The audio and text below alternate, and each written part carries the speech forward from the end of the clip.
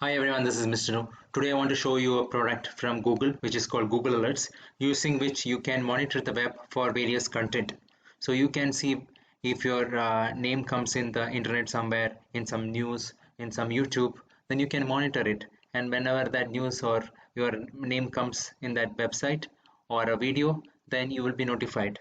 So this is very useful in case if you're running a business, you want to know the mention about your business in various news, in YouTube videos, then you can do all those things using Google Alerts.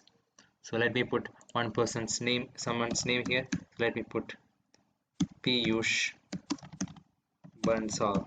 So whenever there is a news about him, how often do you want to get the results? At most once a day from all the sources, whether it's news, web, video, I say automatic. So it takes all these things. So from which region you want the news to be collected, how many results you want, all the results.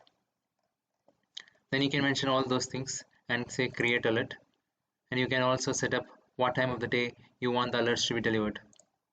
The delivery time can be mentioned here. So you can also search for your company, and in that way it unlocks potential for link building also, that will improve your SEO. So I hope this information is useful. Thank you very much. Subscribe now and press the bell icon. Never miss an update.